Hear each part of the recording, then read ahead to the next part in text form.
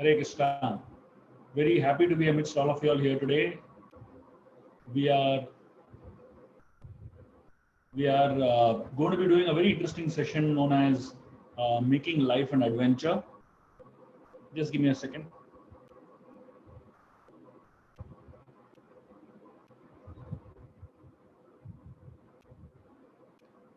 So I would like to welcome all of you to the third session of Mystical Tales for a Magical Life.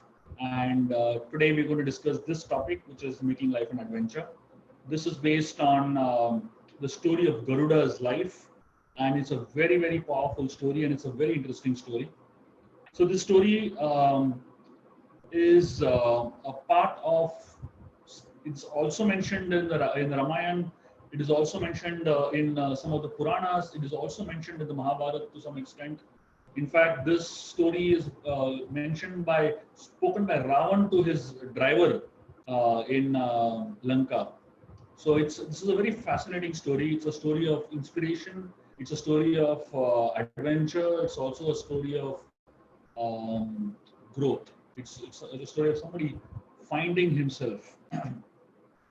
So before I speak this story, I would like to just quickly recap the two stories that we spoke, at least mention the two stories we spoke.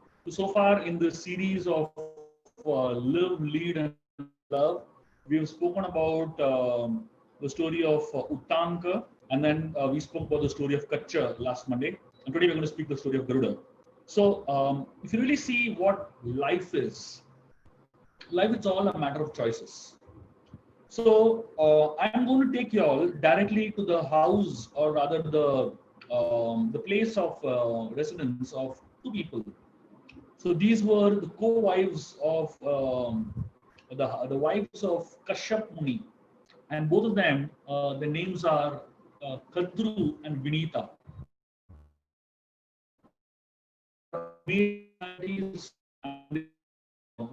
People, but somehow they hate each other. They don't like each other. So we should not think that only hatred exists among only humans, or hatred exists amongst people who are bad. Sometimes people who are good also just don't get along. In fact, a lot of times bad people get along well, and good people just can't get along. I'm yet to see a lot of good people coming together and working nicely together. But I see all the time bad people coming together and working intensely well together. So anyway, this is a story of Kadru and Vinita. These two wives of Kashyapa, one time, they were just having a discussion. And while they were discussing, they entered into something they didn't expect. So life is a series of choices. What you do in life determines a lot about what happens to you in future.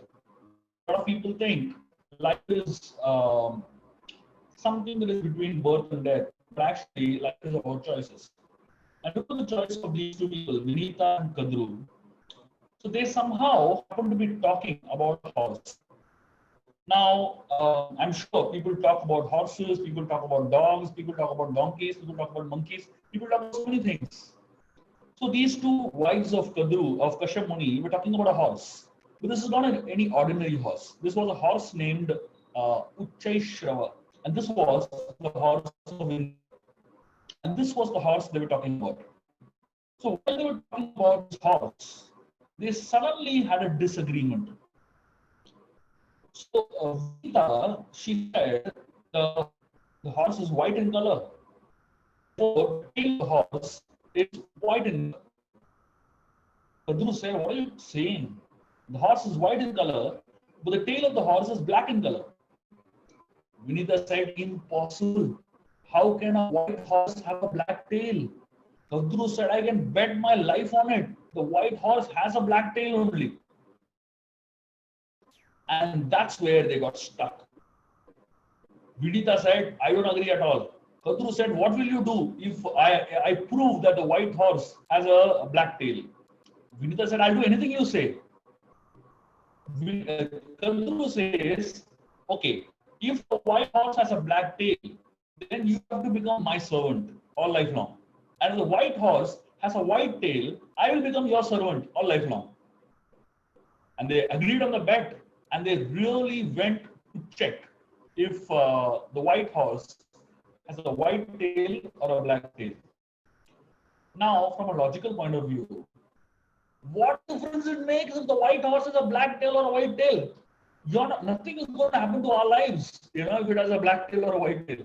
But somehow the human mind just gets stuck on some details, and you just get so stuck on those details that you just don't want to think of anything else except that. So Kadru and Vinita, they actually went all the way to check what is the color of the tail of Indra's horse. When they reached there, Vinita got the shock of her life when she saw that the white horse had a black tail. She almost fainted. She couldn't believe it. And then eventually they came back home, and then Vinita just became the servant of Kadru from that day onwards. The interesting thing was, Kadru cheated. The white horse actually had a white tail only. But Kadru cheated Vinita. What she did was, Kadru had her sons. The sons of Kadru were the snakes, the nagas. So she told her sons to go and hang on the tail of the horse. So from far, when Kadru and Vinita saw the tail of the horse, actually the snakes were hanging on the tail. They were camouflaging the tail to look black in color. Now Vinita didn't go close by and inspect the tail whether it is actually black or it is something else. She just assumed that she was very innocent. And Kadru won the bet, and Vinita became Kadru's servant from that day onwards. The turning point in Vinita's life occurred when she gave birth to a child. Now, Kadru gave birth to the nagas, the snakes. But Vinita gave birth to two eagles. The first eagle was named as Aruna. So basically she gave birth to two big eggs.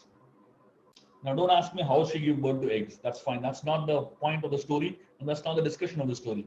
The point is she gave birth to two massive eggs. So she waited for them to hatch, and it became months together and the eggs were not hatching. At some point she lost her patience and she broke open one egg. When she broke open one egg, she got the shock of her life. Inside that egg was a child, but it was half developed. Below the waist, it did not have any strength developed as yet. So now the child was born, which was handicapped below the waist. But anyway, she made a mistake. She was very, very repentant about it. The child was very angry at her. Why she did that. But anyway, all said and done, Vinita's first child, Aruna, became the chariot driver of the sun god. And the second child was in the second egg. And Vinita said, I am not going to touch this egg. Let it break at its own pace, and let the child be born at its own pace. And then, many, many months later, from that second egg was born the massive and powerful eagle named Garuda. So when Garuda was born, he saw that his mother was a slave. And he felt very bad that his mother was a slave to Kadru, or co-wife. So Garuda wanted to change that. So to change that, Garuda, he went and asked the Nagas, what will you take to release my mother from slavery? The Nagas knew that Garuda is not an ordinary person, and he's an extraordinary and a superpower. So the Nagas, they said, let's make him do something impossible. And only when we make him do something impossible, either he'll not win, or if he wins, it'll be something to our advantage. So the Nagas told him that we are ready to strike a deal with you. And the deal is that if you want your mother to be free from slavery, get us the celestial nectar, the Amrit from the heaven. So immediately Garuda agreed, He said, yes, I will get the Amrit from the heavens. And all the Nagas started laughing. They started laughing for two reasons. First reason is that either ways they will be in gain. If he gets the celestial nectar, they will be in gain because they'll get nectar. If he doesn't get the celestial nectar, they will be in gain because they still have his mother as a slave. And they would have won against Garuda. So they were laughing, and some of them were telling him, what you're going for is a mission impossible. They said, you cannot do it. And Garuda, he said, I don't care. I'm going to try. Fear is not because you fear things. It is because you avoid things, you fear them. So it's not because you fear, you avoid things, but it is because you avoid them, it becomes your fears. That which you do not face controls you, and that which controls you causes fear in you, and fear incapacitates you. When you repeatedly face what you fear, fear will be vanquished. Do the very thing you fear. Expect to be afraid, but still do it. Courage is the ability to go ahead in spite of fear. A lot of people in this world, they fear a lot of things. And because they fear it, they just don't do it only. But the greatest sadness is that people just don't try. So three of the greatest problems in this world, three greatest fears in this world. The first, number one fear in this world is death, the fear of death. The number two fear in this world is the fear of public speaking. And the number three fear in this world is the fear of flying in heights. Now you might think that death is the number one fear, but actually when they did the survey, they found out public speaking is higher than death. People are afraid of public speaking more than death also. So if you don't try, then you will never be able to do it. But when you keep trying, that which you fear, you will conquer. Now, obviously, we can't keep trying with death. Obviously, you die once, you can't try again. But you can do it with public speaking. You can do it with flying. You can conquer some fears in your life by doing it again and again and again. Like I can tell you my own life.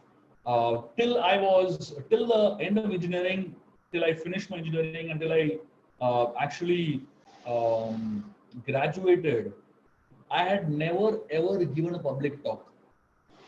Never. No elocution, nothing. Never. The first ever public talk I gave is to a group of students after I joined ISKCON and after I started connecting with devotees. And somebody told me, sit and give a class. I was scared like anything because I had never ever spoke in my life. And then from that day onwards till today, the only thing I'm doing is speaking. And I'm constantly speaking. And now when there is more number of people in the audience, my confidence increases. So imagine I was a person who had so much fear, and now over a period of time, because I just faced that fear again and again and again, I somehow overcame it. Fear is absent when there is faith. When there is faith, first in yourself, and second is faith in something higher. A lot of people, they do not take the first step because there is great fear. So fear paralyzes, as I said, So inside us, there are two voices that keep speaking us. The first is the voice of faith, and the second is the voice of fear.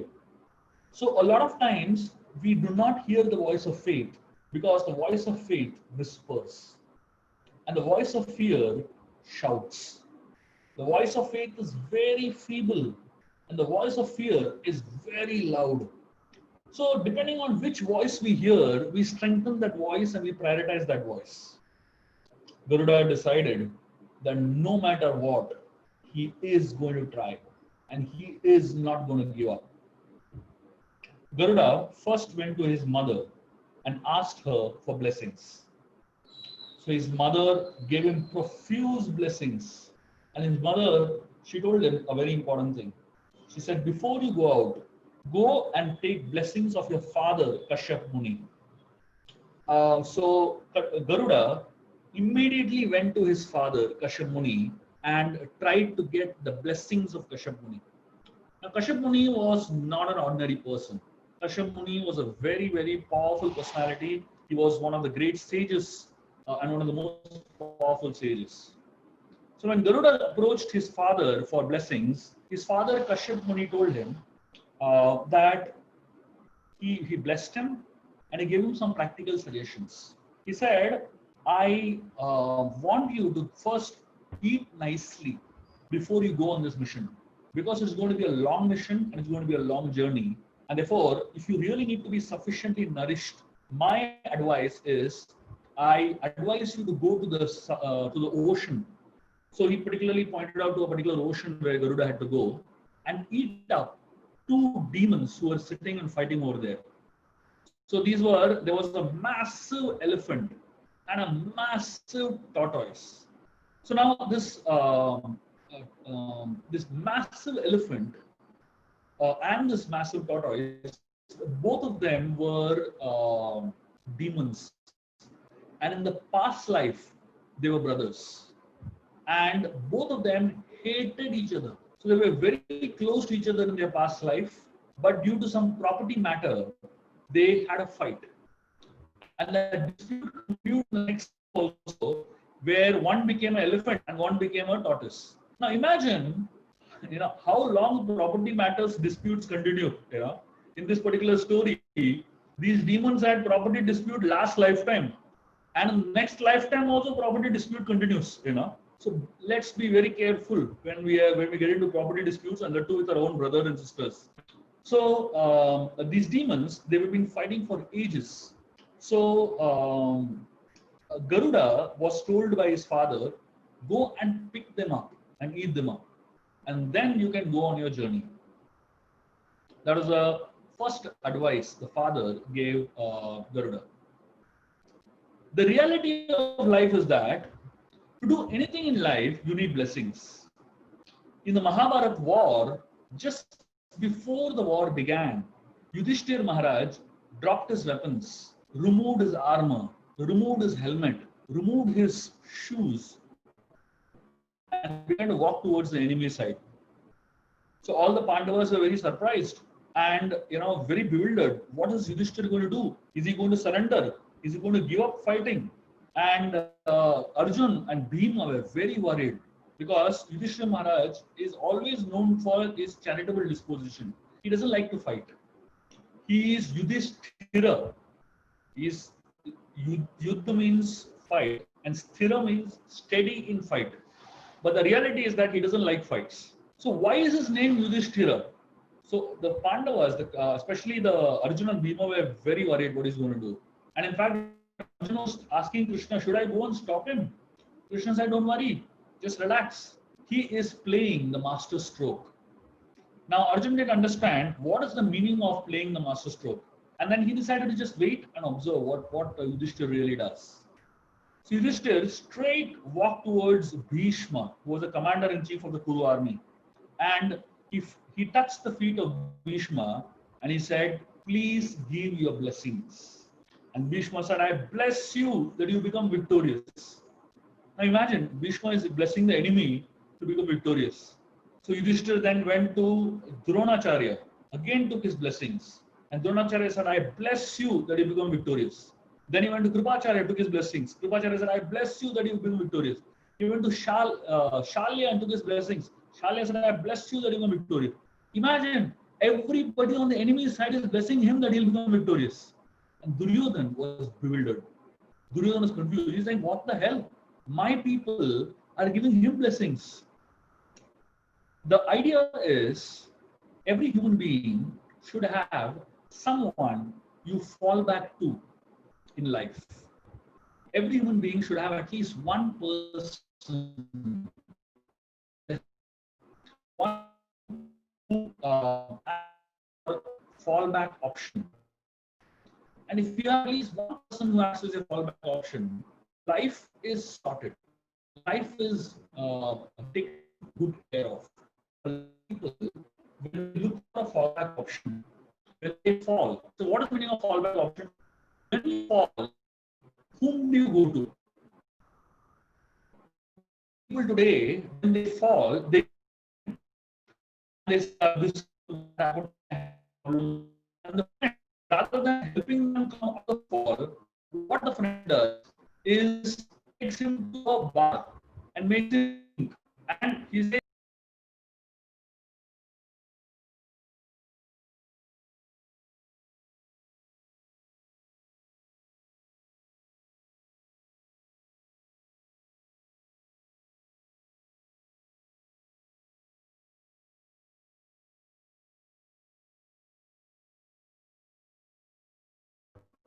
I'm sorry, I just went off. I'm just continuing. I hope you all can hear me now. I'm assuming you can hear. So every time we have a fall, there should be someone who's a fallback option. For most people, their fallback option is someone who makes them fall further from a fall. But what they really need in life is someone who can help us rise from a fall. That's what your fallback option should be. Every human being needs someone to bless them. So Garuda received the blessings of his father, and as directed by his father, he flew and he found these two demons, the huge elephant and this massive tortoise. Both intense fights. He picked them up in one claw, and Garuda flew away. And as he flew away, he sat on a very heavy branch of tree. He put the tortoise on one side and put the elephant on the other side, and he was sitting on.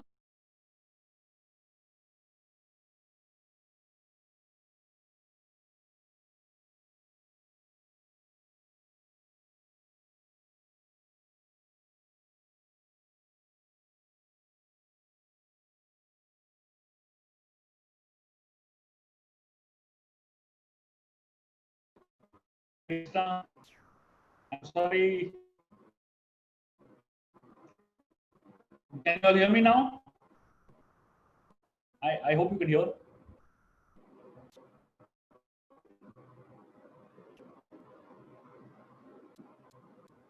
So Garuda, he picked up these. So when he placed them on the branch of this tree, the whole tree collapsed. And Garuda, he realized that if he, so the whole branch collapsed. The branch on which Garuda was sitting, it collapsed. And suddenly, so Garuda picked up the elephant and the tortoise with his claws. And suddenly he saw below that branch, there were many sages who were hanging upside down. So the sages were known as the Valkalyas, very tiny dwarfs, and there were thousands of them who were hanging below and performing tapasya upside down. So was very confused. He knew that these sages, but the branch was falling off. So Garuda he picked the elephant up, he put it in another claw, and with his beak he caught the branch of the tree and he stopped it. The branch of the tree had fallen on the ground. All these sages would have been crushed under the weight of the tree and they would have died or they would have broken their backs. But Garuda caught the branch and he flew from one place and he kept it in a very safe place and he placed it very gracefully. And all the sages, when they saw that Garuda was sensitive enough so to make sure they don't die, to make sure that they are safe, they all blessed him that he'll become very successful in life. When you are trying to achieve something in life, we should remember that it's not about just achieving something. It's about the attitude with which we try to achieve something, which is important.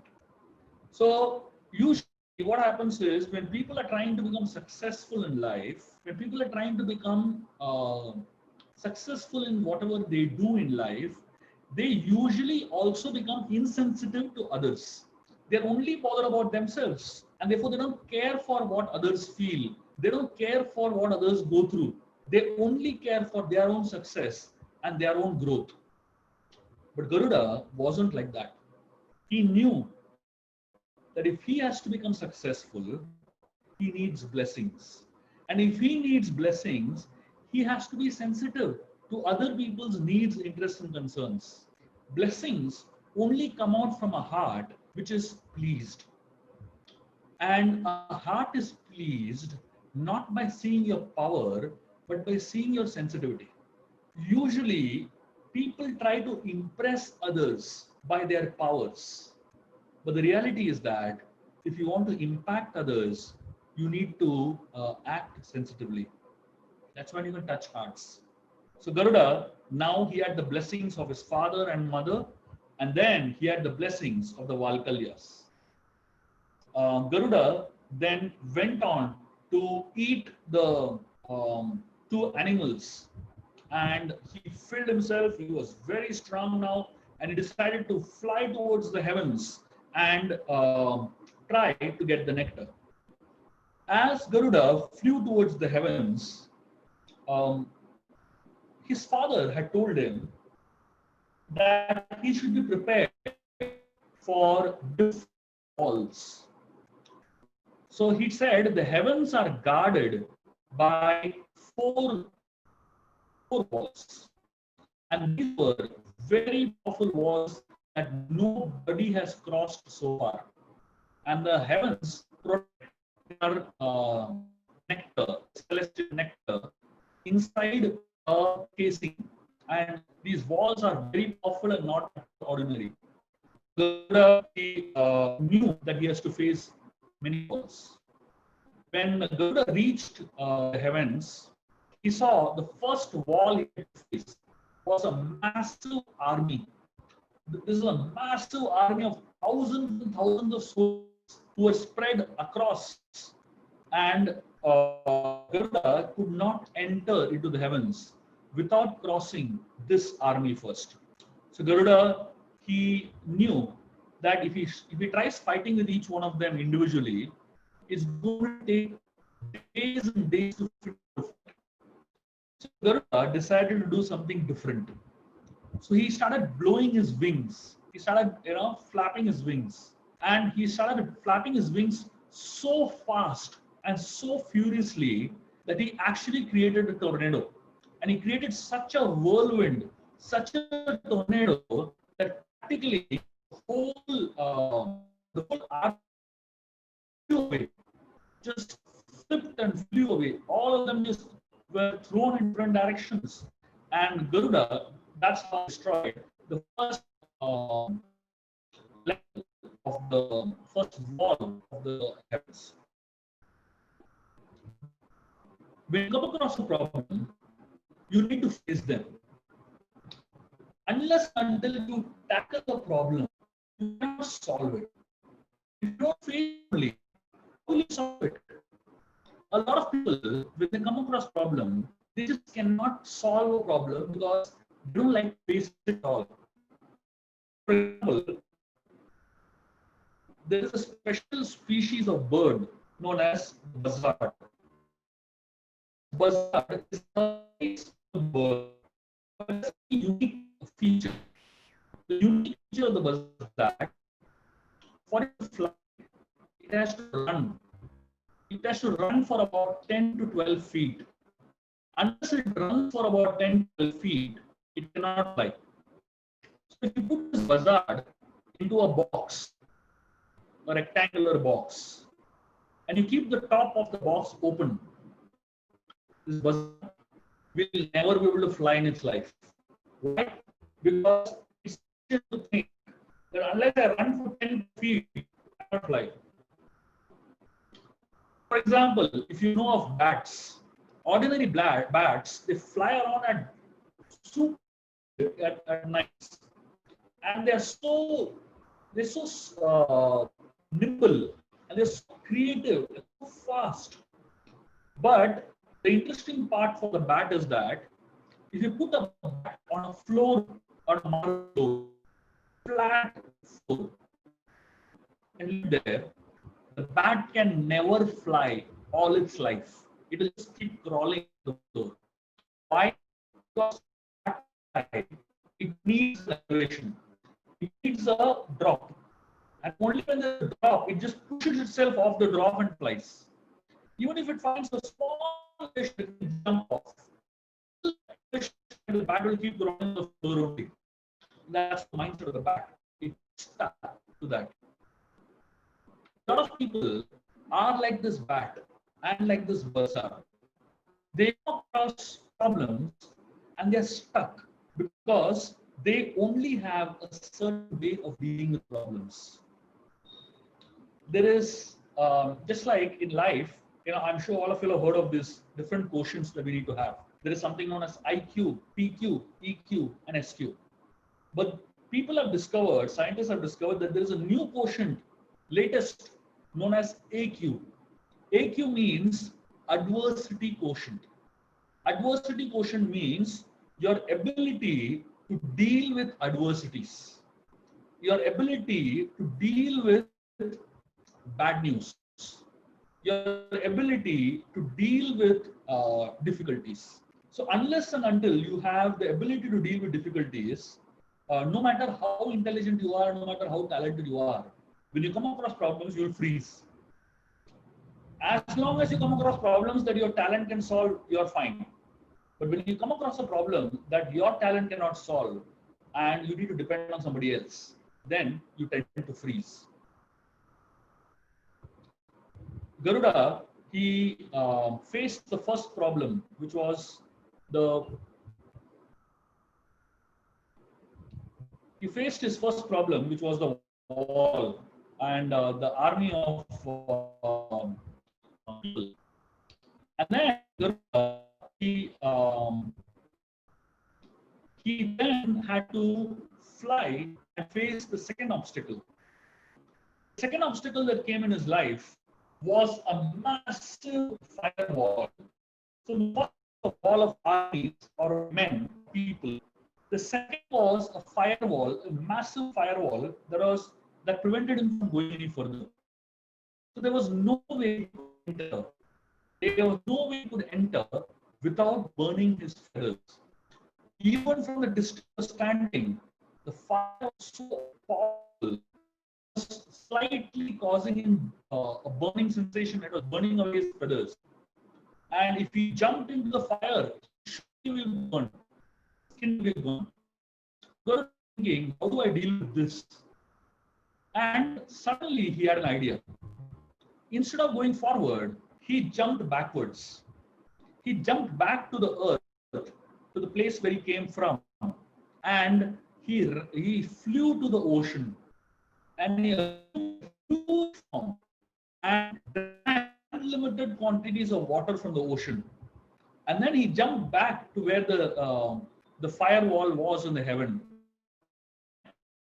Out massive quantities of water on the firewall, and the fire was extinguished.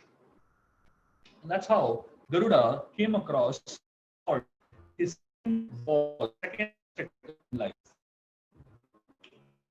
A lot of times in life, for us to go ahead, you have to go behind. A lot of people think, I want to keep ahead all the time in my life. Yes, we need to go all in our life. But different times in our life, for us to go ahead, we need to take one step backwards.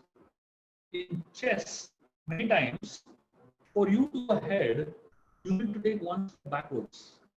So people who think that taking one step backwards is actually lost. The reality is, every point in our life, we have to calculate. Being in the front is good, but one step back is good. Don't think that stepping back is loss.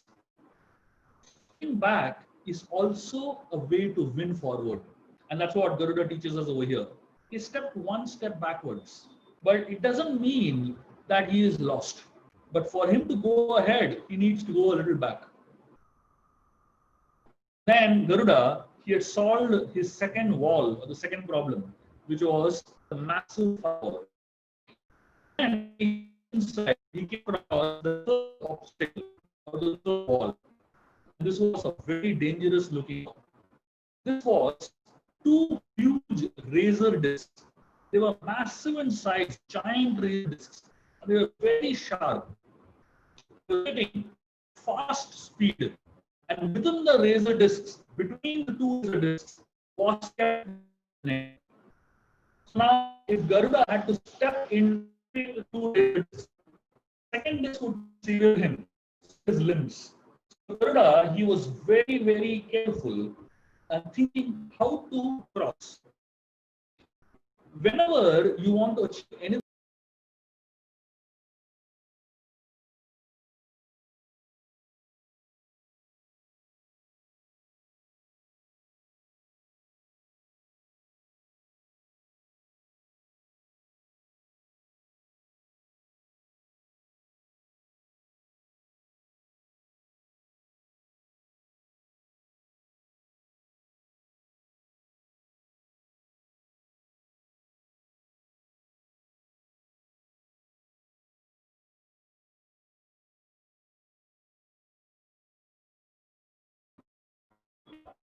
very much. Sorry, internet connectivity issues. So, saying that for us to be able to succeed in life, for us to go in life, we need to be able to go through some pain. There will always some pain for us to get some gain. No gain happens without some pain happening in life. So Garuda, he decided if I have to anyway go through pain, might as well enjoy it. What is the meaning of enjoy pain? Yeah. How can you enjoy it? You know?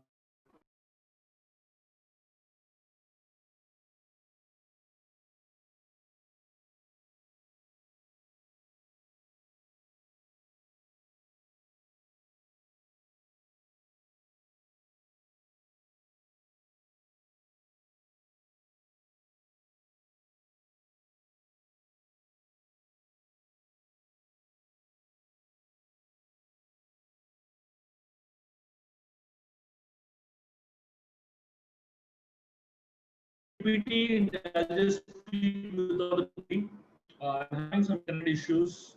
I probably may have to put off my video also at some point. If it goes up again, I'll put off the video and continue. So I was saying that if you want to go ahead in life, you need to go through some pain. So no achievement will be possible if we do not experience pain. But the reality also is that anyway we are going to experience pain, might as well learn to enjoy the pain. So what is the meaning of enjoy the pain?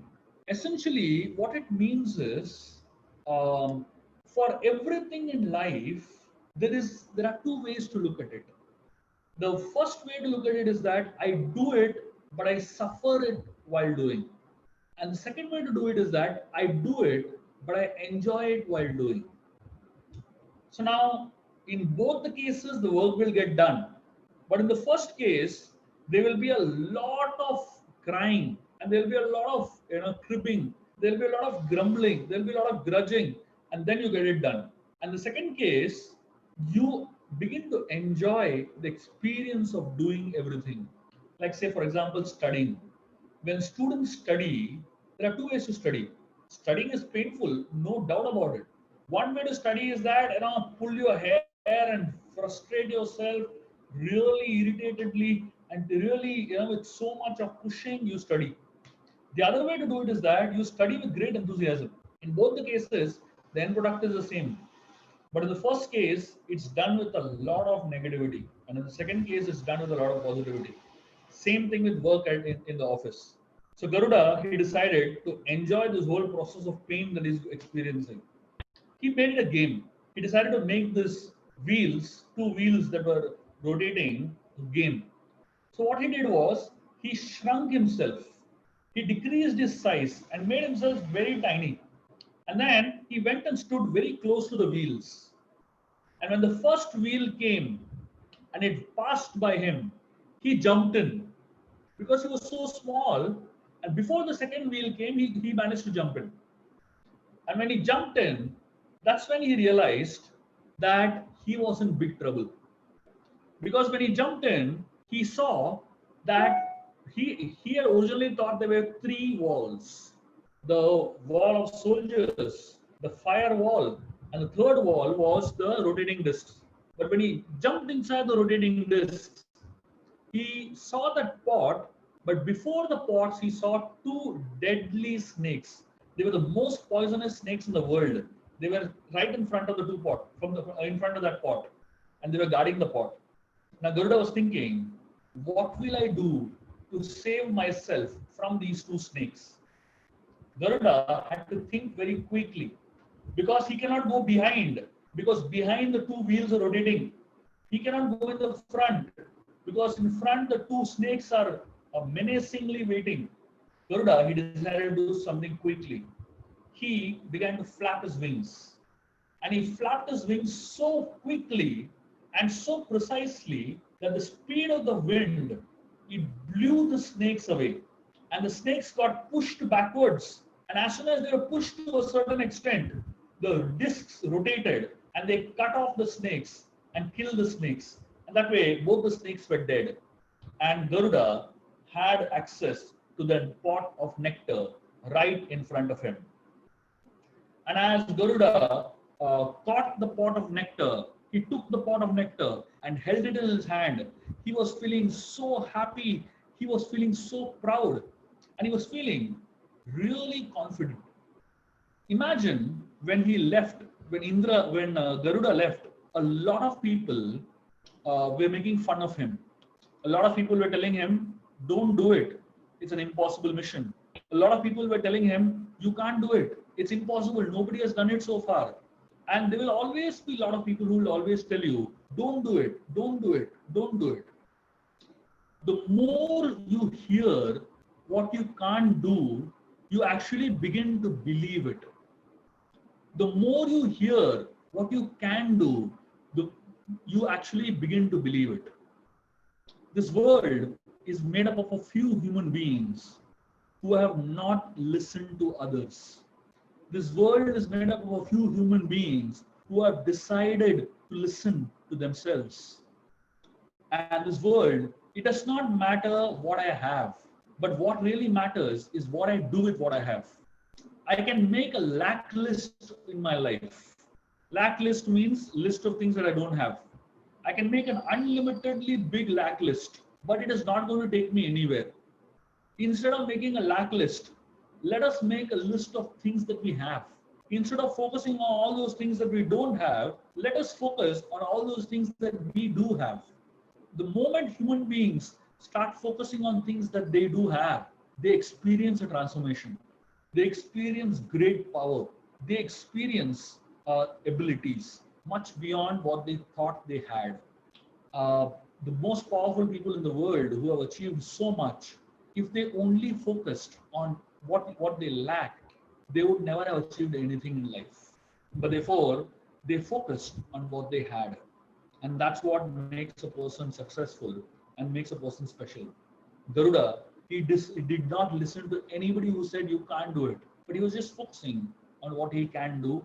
And he right now had the pot of nectar in his hand. Something that no one in the history of the world has done. Garuda did it.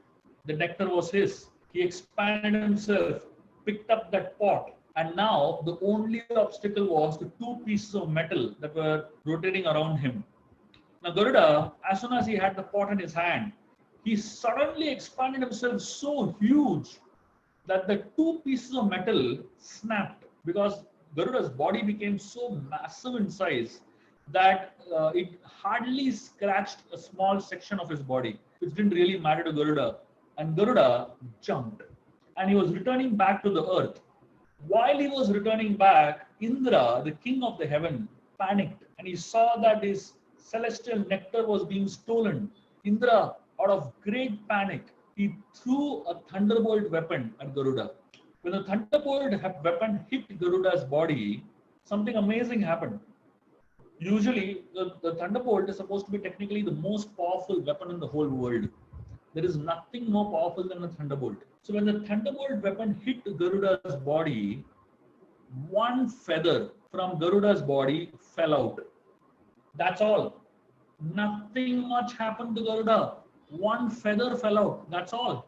Now imagine, such a powerful thunderbolt weapon, and one feather falls out. What's the big deal?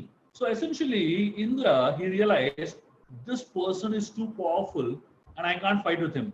So Indra was very honest with his problem and he told Garuda, he said, he decided to speak to Garuda and he said, see, I have no problem if you take the nectar. But the problem is, if you are going to give this nectar to the snakes, to the nagas, they are going to become really powerful and they will mess up the world. They are such negative energies. They are such negative people, such envious people. Garuda said, don't worry.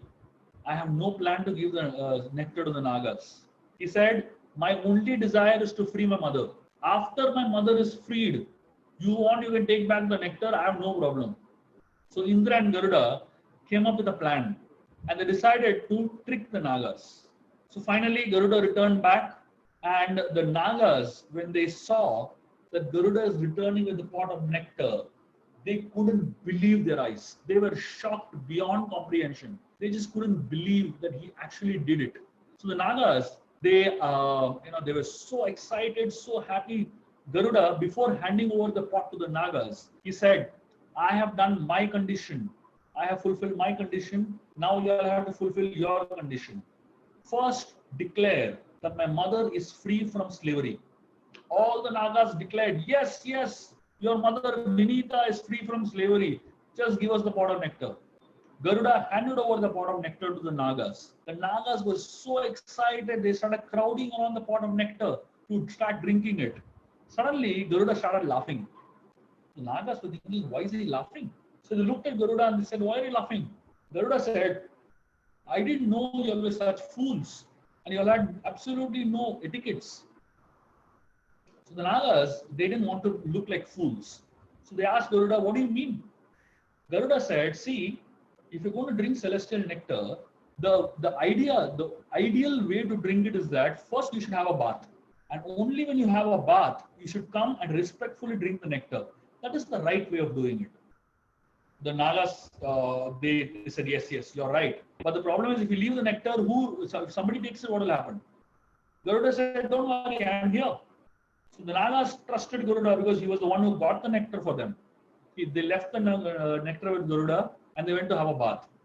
And when they came back, on their way back, they got the shock of their life when they saw that Indra was taking the pot of nectar away and they ran to that spot. And before they reached over there, Indra had gone away and few drops of that nectar fell on the grass on which the pot was kept. The grass was a very special type of grass known as kusha grass. And the grass was very pointed. So the Nagas, they began to lick that grass desperately to at least get 1 or 2 drops of the nectar. And as they were licking that grass, their tongue got cut by the sharpness of the grass. And Indra, now he got the nectar, he flew away.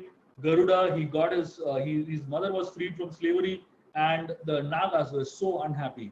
And at that point, as Garuda was so happily rejoicing and celebrating the freedom of his mother, Lord Vishnu happened to appear over there. And Lord Vishnu, he was impressed with Garuda's ability. And Vishnu, he asked Garuda that I have been observing you throughout this whole adventure.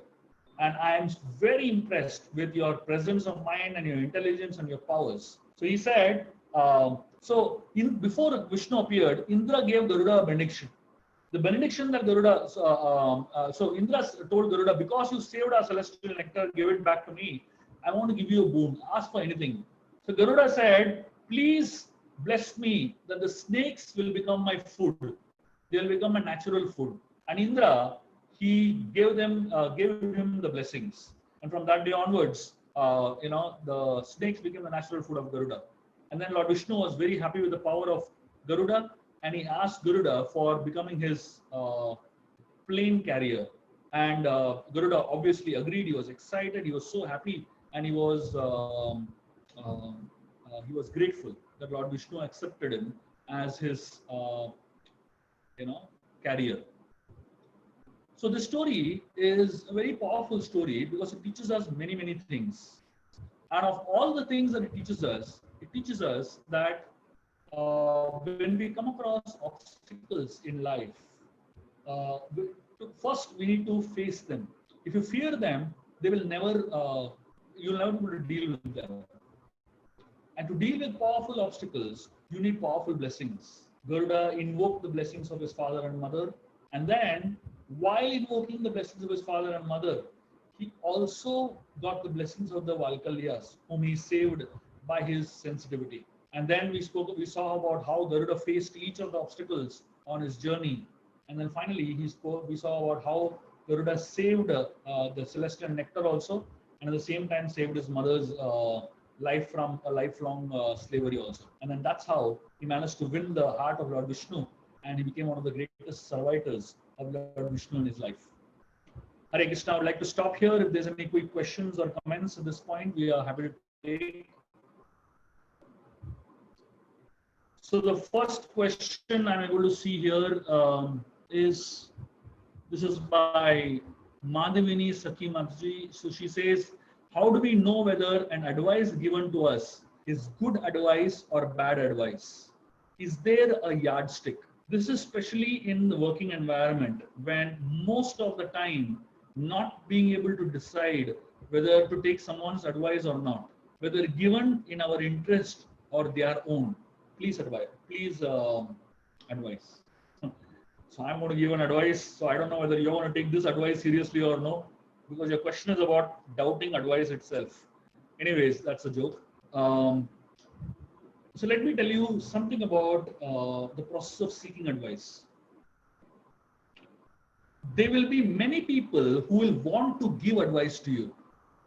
The question is not whether people's advice is right or wrong. The question is whom to seek advice from. See, if you have 100 colleagues in your organization, and if 50 of them come and give you advice, just because they are giving you advice doesn't mean you need to take advice. So therefore, my understanding is advice will be given in wholesale, but it should be taken in extreme precaution. There should be some people whom we seek advice from. The problem in this world is that everyone wants to be a Superman or Superwoman. Superman or Superwoman are people who have solutions to all problems of life. And when you come across Superman and Superwoman, they want to solve all your problems. And they feel good about themselves when they've solved a problem. And therefore, they give you advice even when you don't ask for it. Please don't trust the Superman or Superwoman of this world. The Superman or Superwoman are actually they're not bothering about you. They're not interested in you, but they're interested in making themselves happy by giving you advice. And when you apply that advice or take that advice seriously, they feel good about themselves. Advice has to be sought very carefully and very patiently. Advice has to be sought very intelligently. The best advisor is someone who is knowledgeable, wise, detached, concerned, but uninterested and unbiased. When you come across such a person who is not a part of your life and part of your problem, but at the same time he can see with wisdom how he can, how he or she can help you, such a person can actually be a good advisor. So my suggestion to you is, if people are giving you advice in wholesale, doesn't mean you have to buy it. And whatever is available in wholesale, it doesn't mean that it is good. Advice should be sought locally and should be sought carefully. So please be careful whom you pick up advice from. I hope that answers your question, Manji. The second question is, the voice of faith is soft. Okay, she's saying, can you please repeat the last analogy? I said advice should never be taken in wholesale. It should be taken individually and very selectively. So just like you go and buy, yeah, that's it.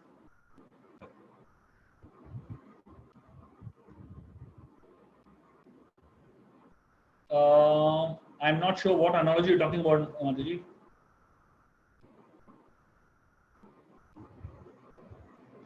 We'll talk about it later, please. I'll probably get into something else and then we can come back to this discussion. Priya Vadva Mataji is asking, the voice of faith is soft versus the voice of fear. Why is it? Why is this? And how to hear the softer voice of faith when the voice of fear is louder? I'll give you a simple example. There were two boys walking on the street. And while they were walking on the street, this is a busy street, so much traffic, so many people walking around. And one boy, he told the other boy, listen carefully. Can you hear something? And the other boy, he said, and I can hear all the traffic, or what are you talking about? He's saying, can you hear the sound of cricket? I'm not sure whether you all know what is the sound of cricket. You know, cricket sounds a very specific sound that comes when you are in absolute silence. The second boy said, no, I can't hear anything. And the first boy said, hear carefully. He could clearly hear the sound of cricket. And the second boy was amazed. He said, how can you hear this sound of cricket in the midst of such a noise? The first boy said, I'll tell you how I can hear. He took a 10 rupee coin and he threw it on the floor. As soon as he threw the 10 rupee coin on the floor, 10 people were walking at full speed. They stopped and looked at that coin instantly. Their attention was on that coin. Somebody was talking on the phone, but suddenly the attention went on that coin. And the first boy said, that's it. See, what you focus on, that's what you're attentive about. A lot of people, because we focus on fear, we hear the voice of fear. But if we focus on faith, we will hear the voice of faith. People focus on money. So therefore, whenever money falls, they immediately turn and look there. And this boy was focused on nature. Immediately you could hear the voice of nature. That which you focus on, that voice becomes loud. And that which you don't focus on, that voice becomes softer and softer. I hope that answered your question, Priyamati. The next question is, Prabhuji, in today's age and generation, whose blessings can we rely upon? Because apart from Guru, God, and to good extent parents, are people qualified? Even if qualified, will blessings work? My understanding of blessings is simple. Blessings are positive vibrations, positive energies. In today's world, everything is about energy. All healing is about energy. When we talk about Reiki, it's about energy. When we talk about homeopathy, it is energy. When we talk about pranic healing, it's energy. When we talk about mantras, it is energy. Everything is energy. In this world, most of us, what we attract is a lot of negative energy.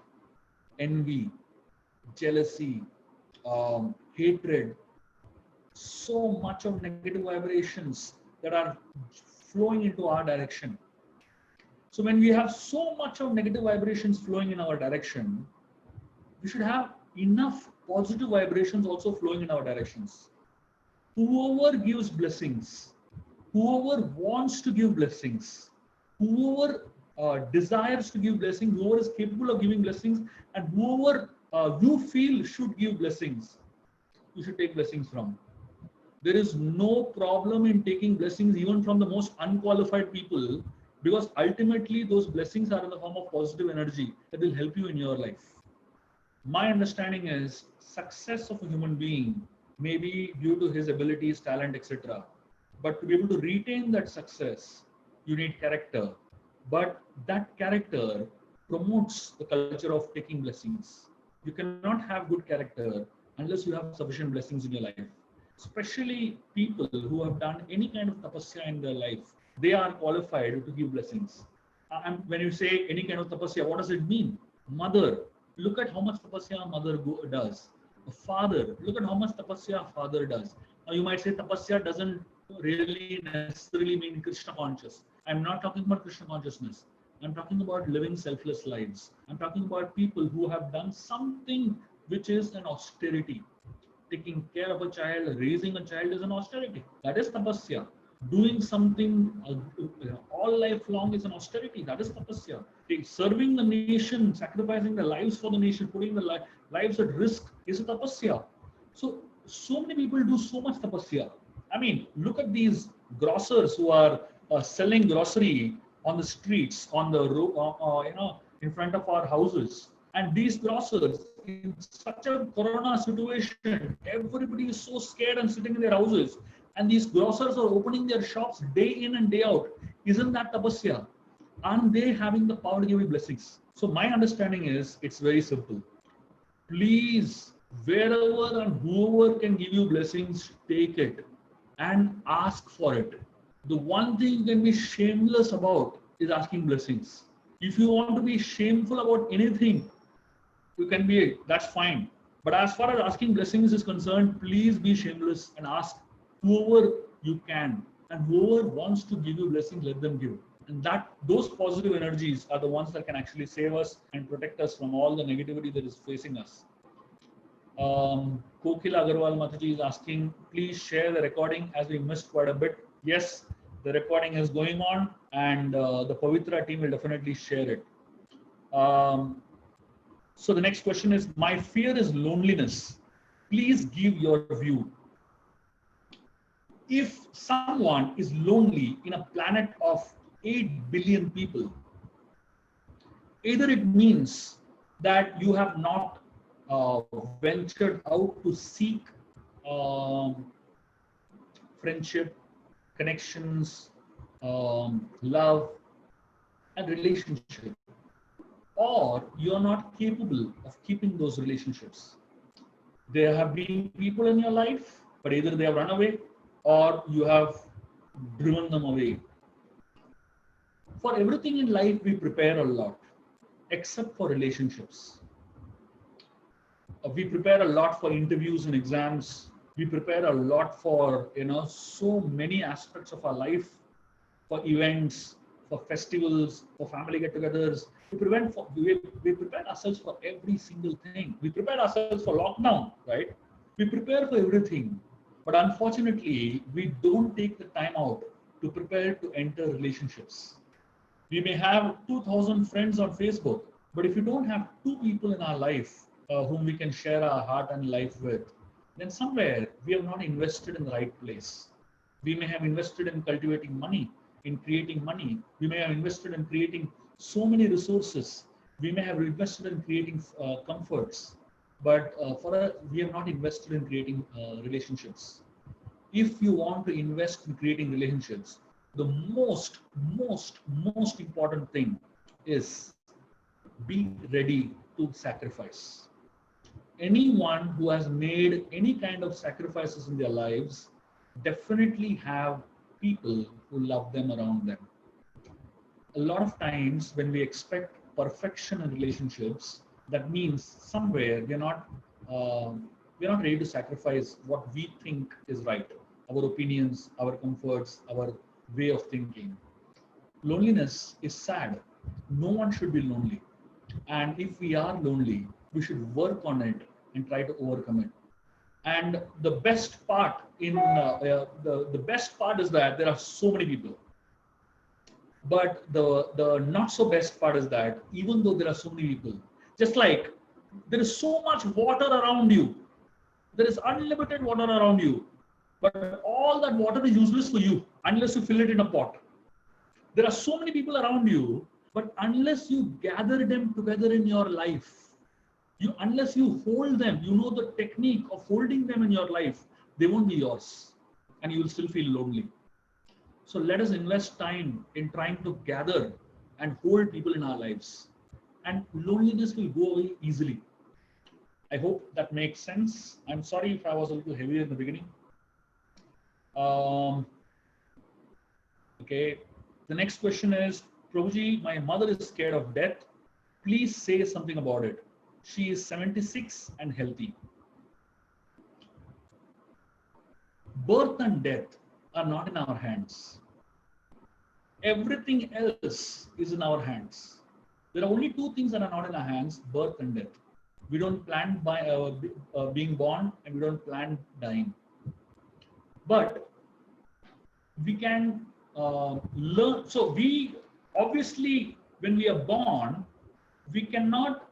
We don't have an option of being born, or rather, We cannot plan birth, our own birth. But we can actually prepare ourselves in such a way that death becomes like a marriage. Let me just explain to you a very simple analogy, and that will help you, and you can talk to your mother also about it. Fear is because of something unknown. Anything that is unknown to you causes fear in you. Anything that is known to you causes confidence in you. Let me give you a simple example.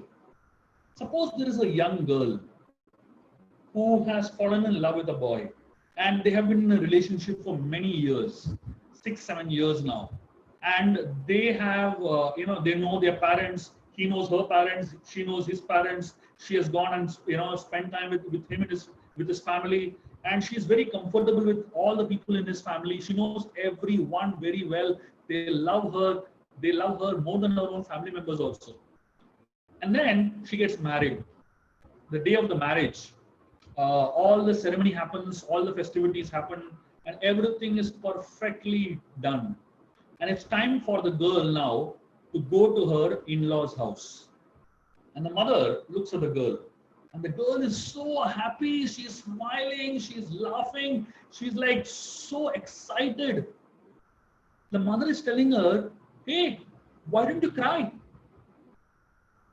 The girl says, "Why should I cry?" The mother says, "Come on, you're leaving our house and going. Shouldn't you cry?" The girl says, "Come on, I'm going to a better house. I'm going to such beautiful people. Why should I cry?" The mother says, "Okay, fine. At least for the photo session, please cry." And the girl cries for the photo session, like a lot of scene and all that. And the photographs are taken. And then she's happy again. She happily goes with her husband. Now, this is what actually death is. All of us are like that girl, and we are trying to connect with Krishna, the Supreme Lord, and with his family, Yashodamai, Vasudev, Nanda Maharaj, Devaki, all his family members, Balramji, and all his family. So basically, we are kind of developing a relationship over so many years with the family. And death is the marriage. Death is like a marriage. And the process of death is like the living entity getting married to the Supreme Lord. So now, if the living entity has invested enough time in the relationship with Krishna, then he knows where he is going after death. He knows that this is a transition. This is moving from one house to another.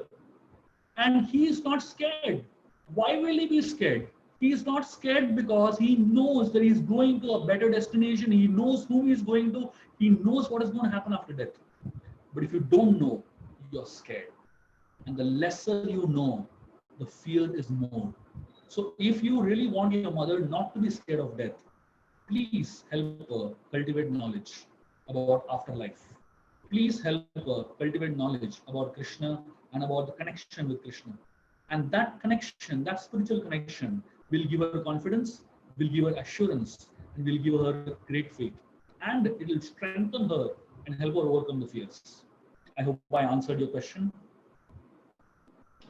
The next question is, if we give advice to a person that a particular action of his will take him to a wrong path, and still he goes ahead with his action, then what we do? That's why, if you remember, when we were speaking about seeking advice, one of the qualities of an advisor, I had said, is detached. If an advisor is not detached with his opinion, not detached to his advice, he's in big trouble. The most important quality of an advisor is you have to be detached. You give advice and detach yourself from it. Whether they follow or no, it is up to them. You have done your part, and that's it. You walk away. If somebody follows it and it works for them, they'll be grateful to you. If somebody doesn't follow it and they mess up their life, you have done your part, right? So that's why I said the most important quality of an advisor is be detached.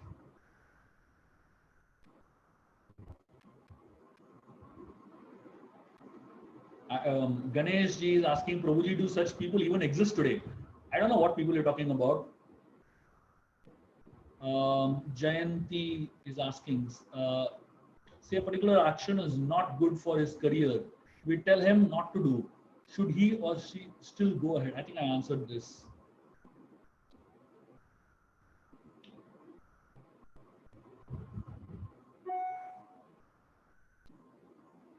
Okay, there is another question. It is said that when one blesses the person who is blessing, especially a guru, loses some of his spiritual power or merit earned by japa. Is this true?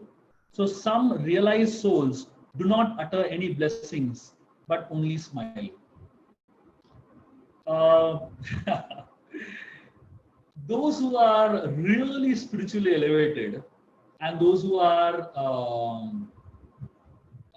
intensely self-realized souls, they don't bother about themselves. They are not bothered about themselves. They are not bothered about their own perfection. They are not bothered about losing powers. They are not bothered about losing a little of their strength, because their life is for others. So when your life is for others, you don't really care. If I die by giving all blessings to others and I have nothing left, you think such a person Krishna is going to forget? If somebody has lived a life completely selflessly, you think Krishna is going to forget such a person? I, at least personally, would say that a person giving everything he has or she has is more important than keeping all those powers for himself or herself. Those powers come and go. They're not so important. But what is important is the mood of sacrifice, the mood of giving, the mood of sharing, and the mood of helping others, basically. So I am very, very grateful to all of you for your kind patience and attention. We have run out of time. It's been quite some time that we've been answering questions. I'm very, very grateful to all of you for attending these sessions. I'm very grateful to the Pavitra team for having invited me here for the last 3 weeks. And we've been doing these amazing sessions. And I'm very, very happy and grateful to be a part of this venture. Just before I end, I would like to just mention that this weekend onwards, I'm doing a writing course. If anybody is interested in writing and are interested in improving their writing skills, if they are really interested in understanding the concept of writing, this is not specifically only professional writing or writing books or anything like that. It's also something connected with journal writing. It's also connected with writing as a means of healing, the cathartic expression of your inner thoughts. Because writing actually has a very powerful way of healing oneself. You can please join. I would say children of 12 years, if they are mature enough, they can definitely join. But if you feel that they are because this is going to be mainly for adults, But if we have some mature kids, that is up to you to decide. If you feel the child is mature enough to be able to be a part of a group of adults, they are most welcome, and I will take special care of them. And those who would like to join in, they are most welcome to join in. You can connect with the Pavitra team and they will give you information about it. I'm very grateful to all of you for your patient listening, and it's been a pleasure. Hare Krishna. Srila Prabhupada ki jai. Thank you so much, Prabhuji, for coming on our platform. Really, very grateful. Thank you, everyone, for joining us. Have a Pavitra day. Have a Pavitra evening.